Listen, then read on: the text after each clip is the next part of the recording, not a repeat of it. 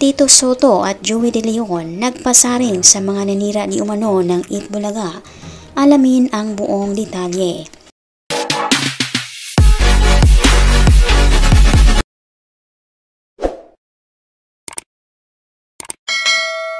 Magandang araw mga kaibigan, welcome back to our YouTube channel, Be Truth. Mariing pinabulaanan ni Tito Soto at Joey De Leon ang mga naglalabasang balita na nalalapit na umano ang pagsasara ng Itbulaga dahil sa pagkalugi. Ayon sa mga naglabasang ulat, nag-uusap na raw ang producers ng Itbulaga, ang MediaQuest at ang TVG Productions dahil lumaki na di umano ang production cost ng longest running noontime show sa bansa. Sa episode ng Itbulaga nitong Martes, April 17, 2024, kinundina ng mga host na sina Tito Soto at Joey De Leon ang nagpapakalat di umano ng maling balita tungkol sa kanilang programa. Nangyari ito sa Gimme 5, laro ng mga henyo, segment ng TV5 noontime show, kung dadagdagan daw niya ang premyo sa sinong makakuha ng tama sa sagot na hinahanap nila. Sabat naman ni Joey, Tito, naiinggit lang ang mga yan dahil hindi sila kasali sa top 5 longest running show in the world. Ang Itbulaga ay 45 years nang umiere sa telebisyon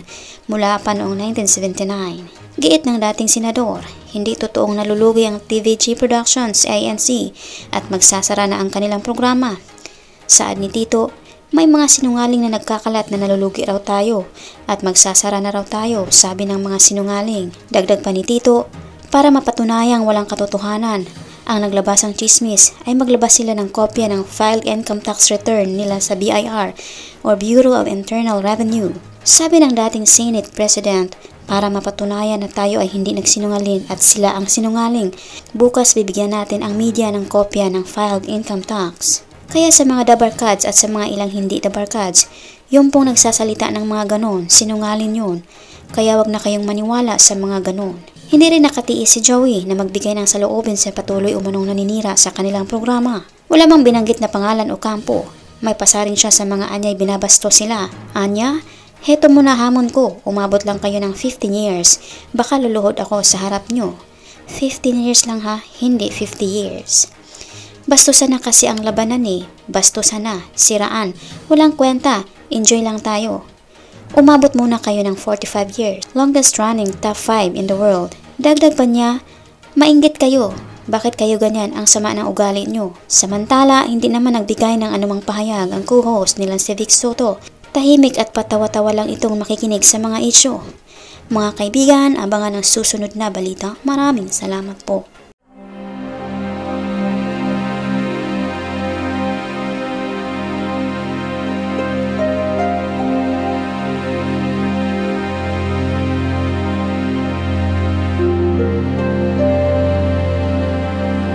By the way mga kaibigan, mag-shoutout na naman po tayo sa mga latest or newest comment ng aming minamahal na viewers. Malakasang shoutout po kina Chelito Calusin. Malakasang shoutout kay Suset Tupan. Malakasang shoutout kay Felicidad Gutierrez. Malakasang shoutout kay Yete. Malakasang shoutout kay Bing Pagawa. Malakasang shoutout kay Donna Marie Sarne. Malakasang shoutout kay Angelita Tan. Malakasang shoutout kay Juna Varona. Malakasang shoutout kay Maxima Araneta. Malakasang shoutout kay Ted Castillo. Malakasang shoutout kay Lucia Arcelia. Malakasang shoutout kay Josephine Lim.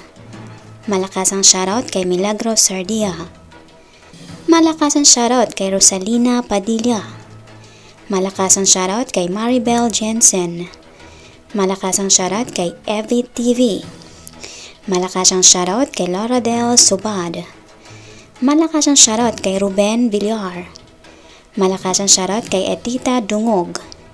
Malakasang shoutout kay Bella Celibio. Malakasang shoutout kay Sedeng Quering.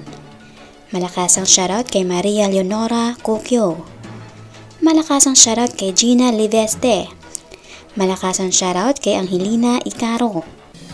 Malakasang shoutout kay Aida de los Reyes.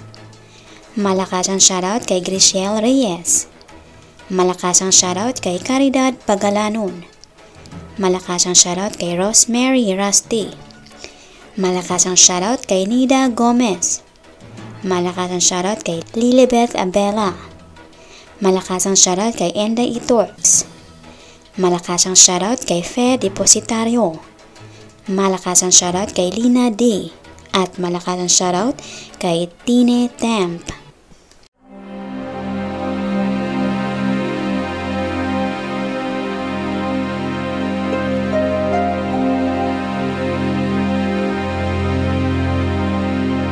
Malakasang palakpak po sa inyong lahat. Marami pong salamat sa inyong pagbibisita at pag-effort na rin na magkomento. Pasalamatan din po namin kayong lahat naming minamahal na viewers.